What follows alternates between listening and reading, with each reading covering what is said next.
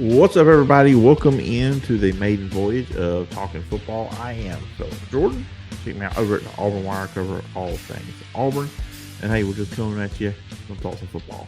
I hope you enjoy this. This is the first one. We'll be doing at least once a week and try to have some interesting conversations here on the show.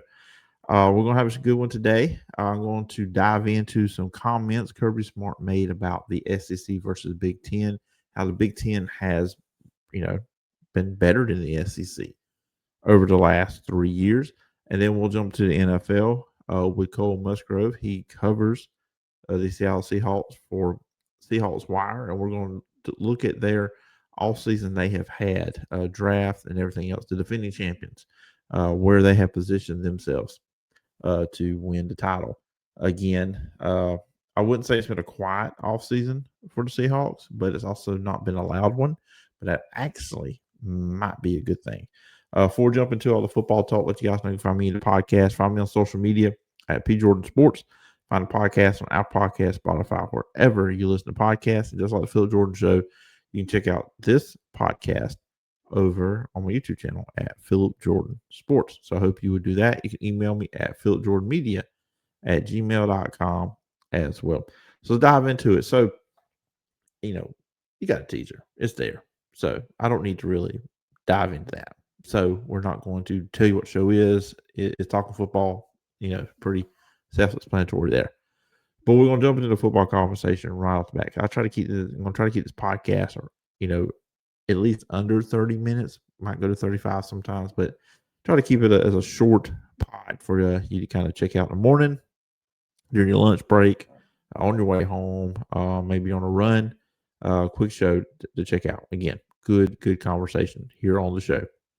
But last week, golf tournament thing going on in Birmingham, and a lot of the coaches were there. So a lot of radio shows were talking to them and to the coaches. And next round, that's a show out of Birmingham. Really fantastic show. One of the best out there. They were catching up with the coaches.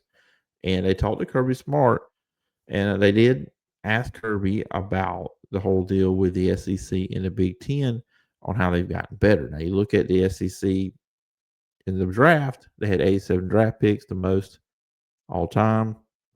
The Big Ten had 68 picks. Now, the Big Ten dominated the first round of the draft, and Ohio State was a big part of that with 11 draft picks, overall in the whole thing, but they had a lot of picks overall in the first round, did the Big Ten.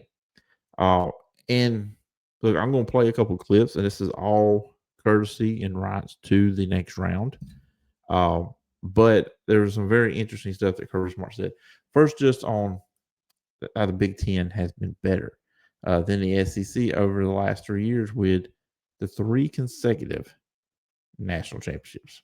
They have a more competitive conference, like the top of their conference. There's more good teams. It used to be Ohio State was good. Yeah. Michigan was really good. When Harbaugh had a great team, Indiana's good. Like now they got Oregon. They got a draw. They have an ability to attract good players. Now NIL has a factor too, for sure. But so does Miami. So does Florida. People have money. More people have money. That's right. So I think the talent is spread out thin.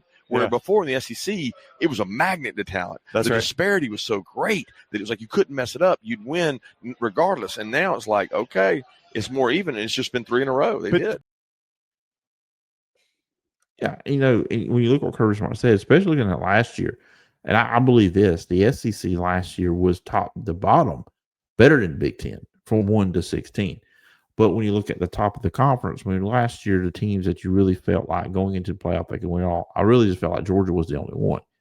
And I had predicted Georgia to make a championship. I think I predicted them to get there against Indiana or beat Indiana. I don't know, which I obviously wrong there on that pick, and Indiana won the title. And, Georgia, with their deal, they lost to Ole Miss, a hot Ole Miss team with Trinidad Chambliss and how he was playing at the end there.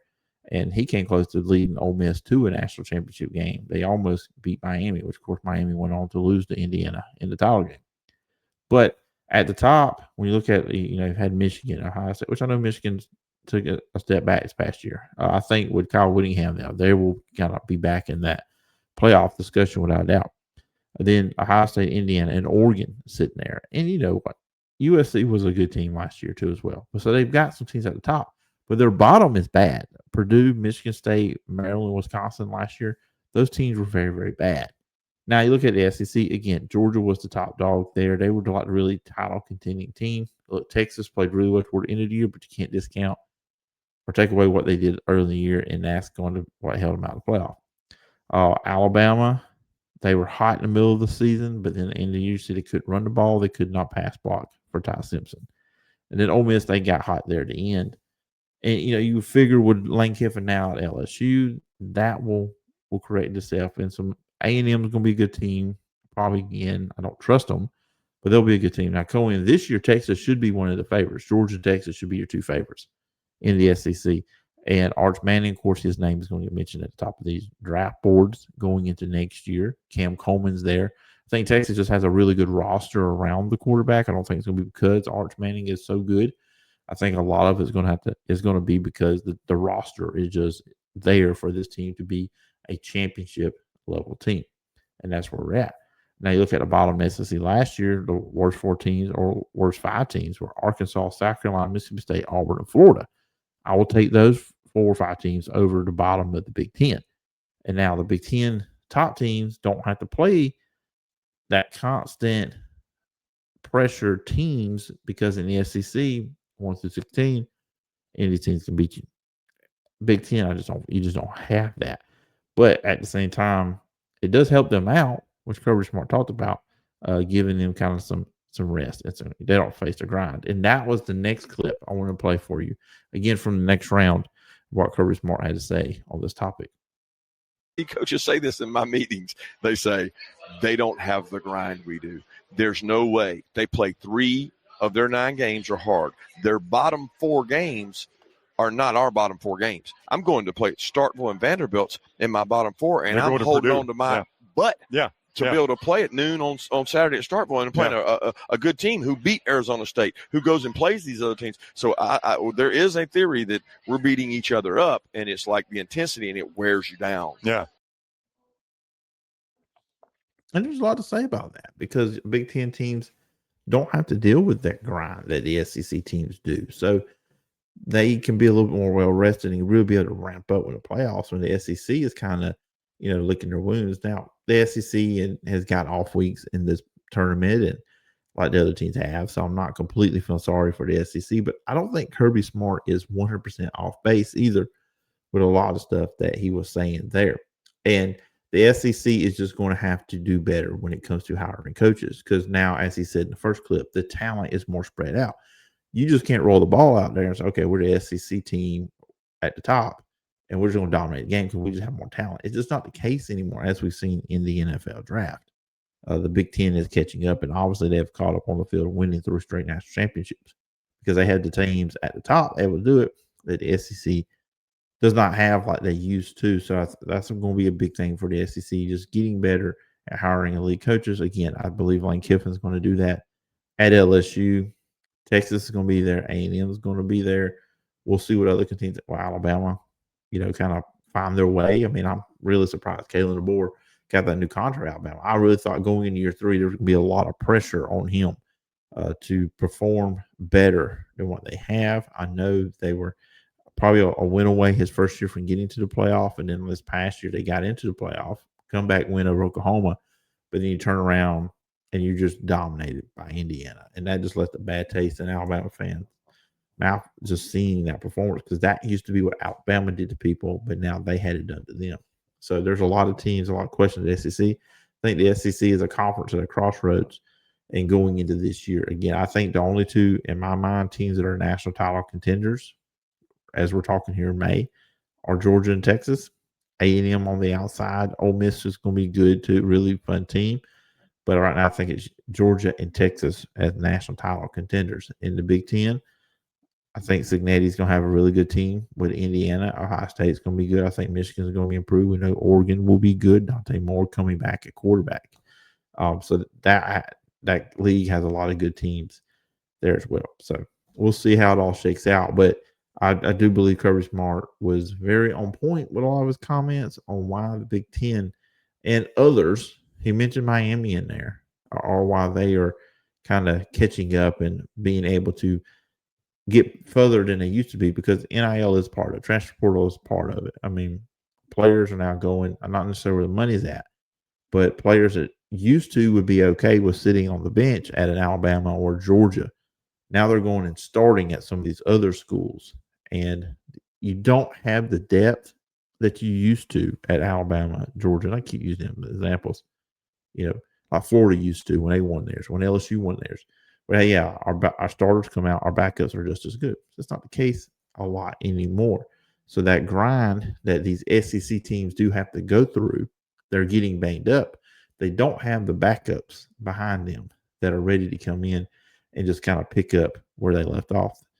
They're not as good. There's a drop off now. There's a big drop off. I mean, there was a drop off before, but it was small. Now it's a big drop off for these SEC teams and any team now when you go from your starters to your backups.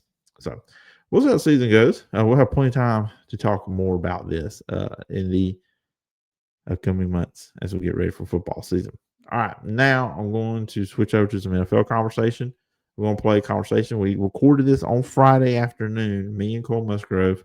Again, he covers the Seattle Seahawks for the Seattle Seahawks Wire, a part of USA Today. He's the managing editor over there.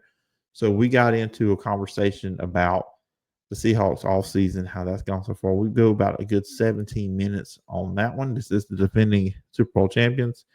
And after that, I will close up the show.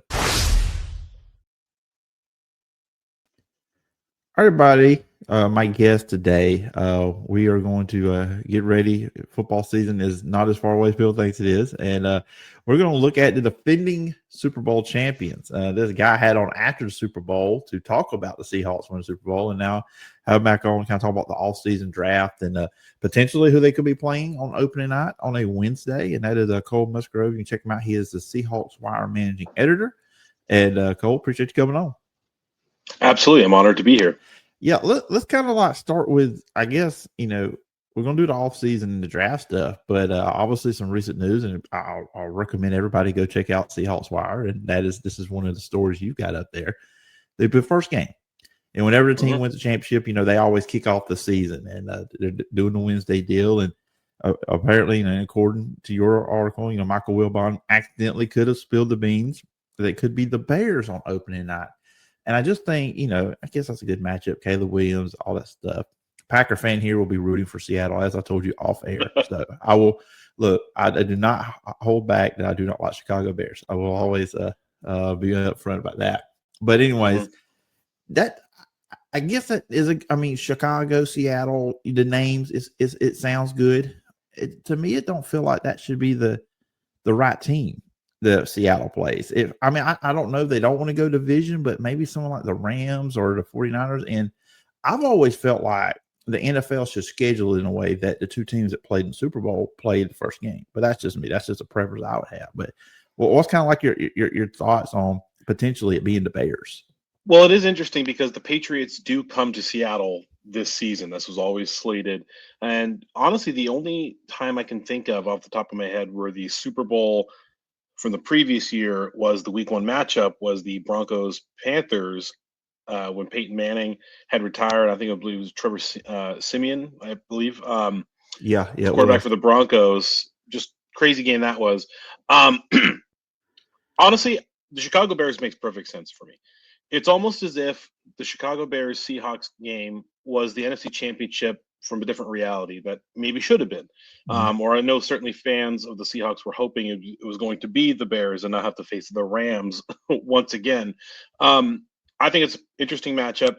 Caleb Williams emerged as a star. The Bears were in an absolutely electrifying watch last season. And 7 of their 12 wins came with under 2 minutes to go, including, not to dig up old wounds. I'm pretty sure 2 of those were against the Packers.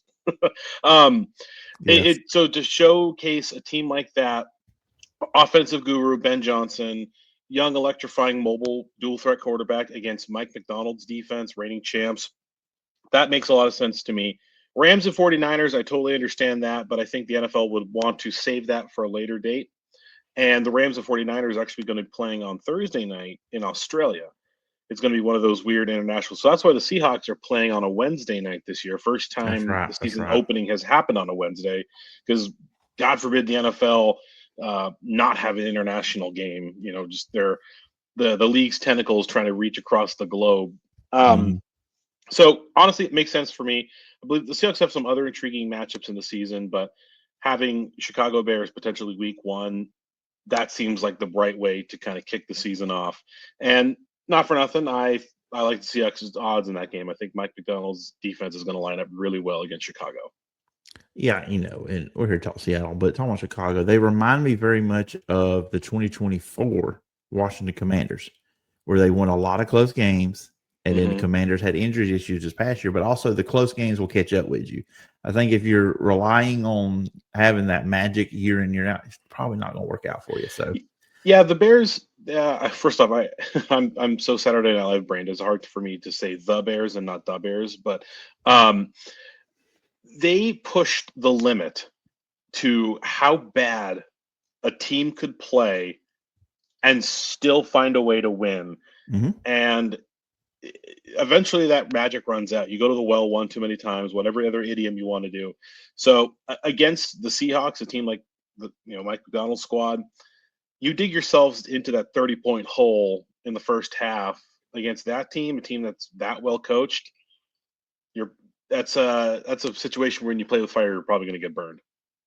Yeah, and look, that was the case.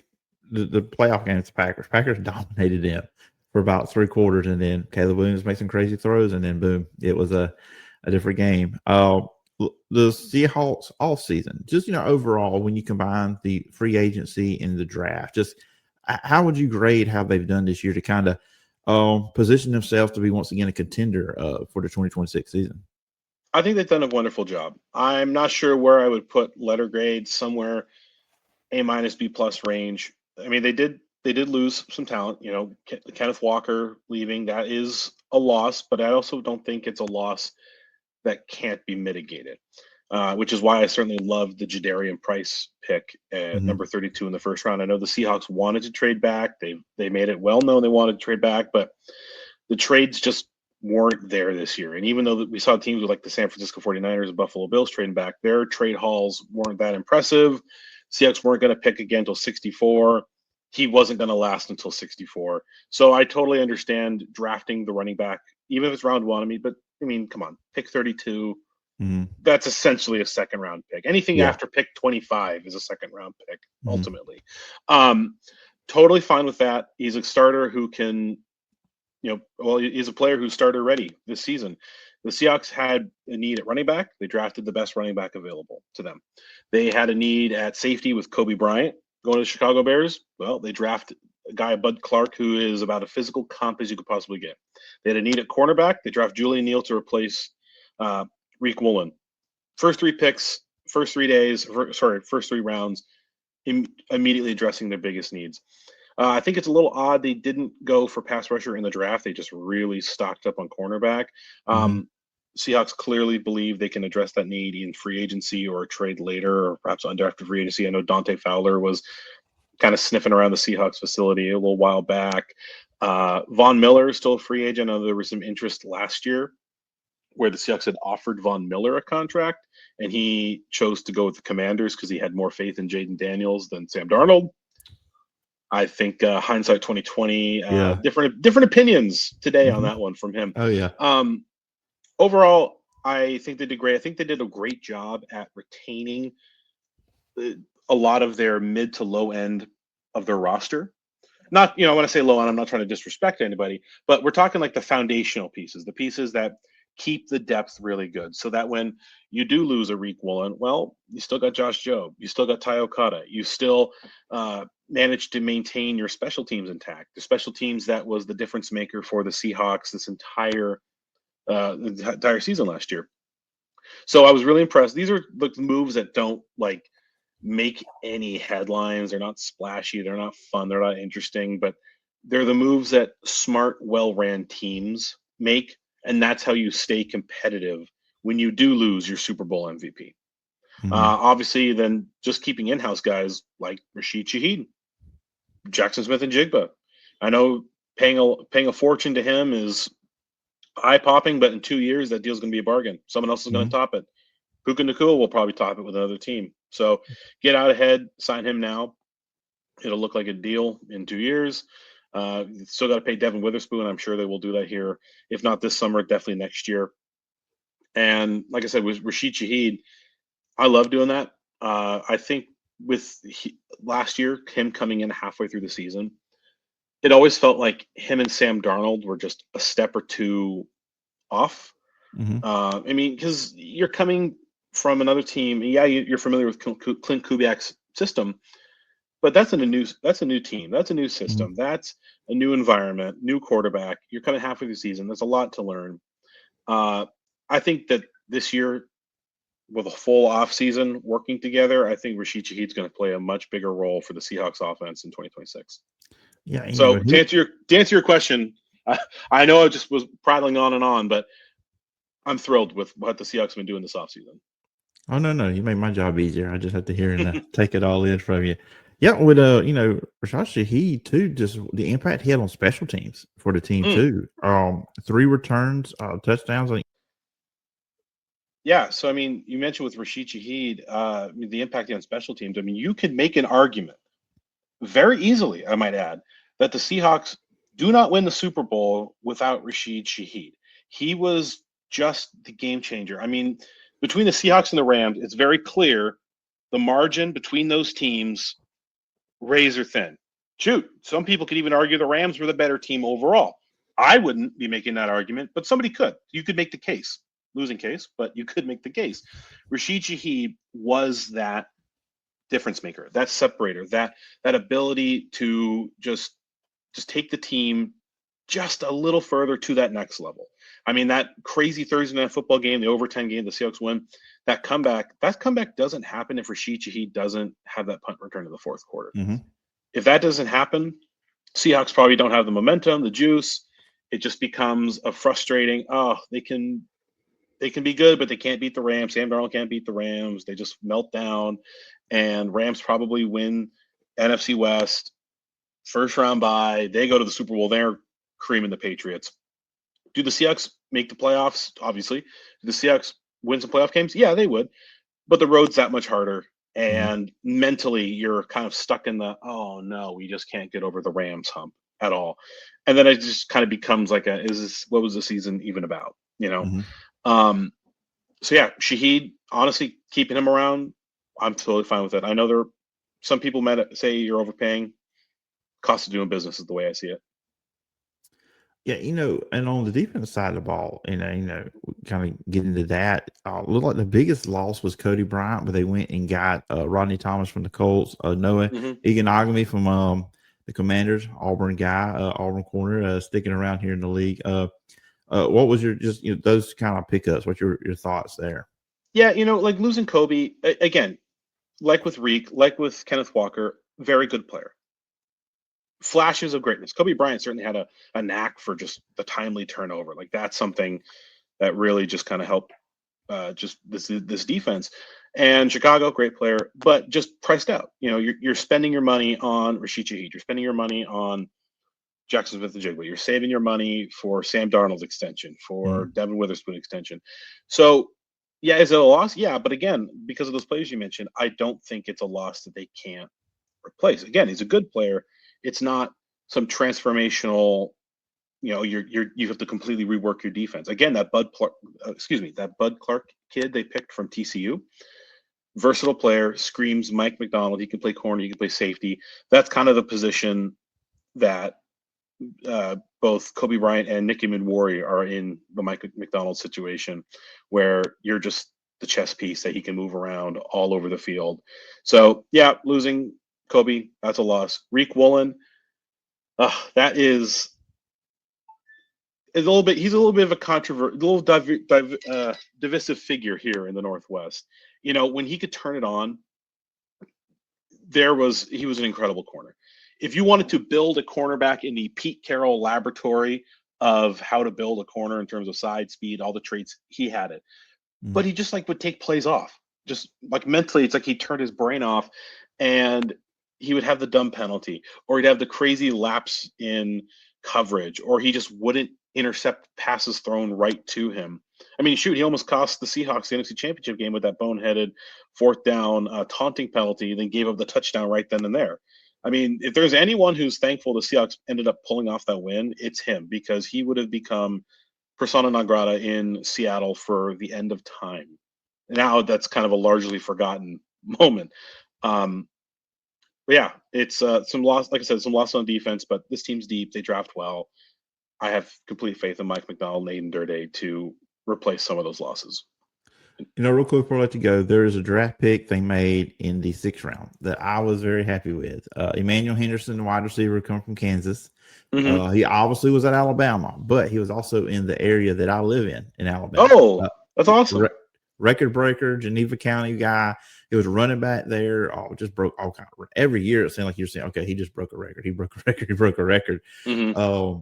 But then he goes to running back. Obviously, he turns into a wide receiver at Alabama. Not getting playing time. Goes to Kansas. Has a really good year at Kansas, and now Seattle pick him up there. Obviously, they've got talent at wide receiver. But do you see a role for him on this team? 100%. He is going to be a special team star. Yeah, wide receiver position in Seattle, it's pretty deep. Yeah, obviously Jackson Smith-Njigba. Cooper Kupp, way better than his numbers suggest in terms of how this offense just utilizes him and the role he fills. Then, not that guys like Jake Bobo are, you can't beat him out of the depth chart, but just the Seahawks run the ball first. They have Rashid Shaheed. They have Jackson Smith-Njigba. They have Cooper Kupp. There's just not enough action to go around for every wide receiver to see the field that way. He's going to make the impact on special teams. Probably going to be full-time gunner. He's got the speed. He's got the ability. And quite frankly, I was thrilled at the pick because the Seahawks the Seahawks special teams, difference-making unit last year. No one paid more money on their special teams than the Seahawks, and I think everyone can understand that was a good investment. They have a kicker who scored the most points of any player in NFL history in a single season. They have a kicker who should have been the Super Bowl MVP, some people would say. Paying all that money for a return man. And their highest paid punter in the league too, I believe. So honestly, them drafting a guy who's going to contribute on special teams, that's just going to keep that unit strong. And quite frankly, I was pretty excited about the pick as well. Yeah, so it's been a solid offseason for them, winning the championship. Then you also, you did what you need to do in free agent, which is not always about the splash. It's just making the right moves to progress that team to get there. And in the draft, they did well there. Obviously, hit some needs in the secondary as well, with 4 picks in the secondary in the draft. But they're ensuring that they're going to find that Reek Woolen replacement come hell or high water. Absolutely. That's what I was going over. I was prepping. So, all right, they made a point. Cornerback and secondary was going to be a key for this draft. But Cole, I appreciate you coming on. A lot of fun. Chat with you about Seahawks, of course, as always, like we did after Super Bowl. But if the listener viewers want to catch you online, where can they find you? Yeah, SeahawksWire.com. They can also check out my podcast, Emerald City Radio. It's on Apple, Spotify, iHeartRadio, anywhere you find podcasts. Been doing a little bit of a hiatus post Super Bowl, but now I'll be picking that back up again. The magic of winning the Super Bowl is you ride that high for months, man. I mean, everyone's talking about the draft, and it was like the draft was coming up. I'm like, oh yeah, that. Sorry, I'm still reveling in the Super Bowl 60 championship. This is the thing that you guys have been focused on since your season ended. Sorry, a little bit of spoils of war gloating here on my half. I'm soaking it up. I'm champion. Absolutely, and get one more chance to celebrate it on the opening night when the banner goes up and all that stuff too. And then it's 2026 season moving forward, trying to get that next championship. Oh, absolutely. I'm soaking it up until then. Oh, yeah, as every fan should when they win a championship. Anybody, they should enjoy that for as long as they can. And Cole, again, appreciate the time, and I hope we can do this again sometime down the road. Thank you. I'm here anytime. All right. Once again, thanks to Cole for coming on the show, and that's going to do it for this one. This week, we'll be back for episode 2 next week. May have a guest, just may have some football thoughts to talk about. Anyways, remember you can follow on social media at P. Jordan Sports, podcast on all your favorite podcast platforms, also on the Phillip Jordan Sports YouTube channel. So everybody, please go follow the show. Really would appreciate it. And be back next week. Till next time. Bye bye.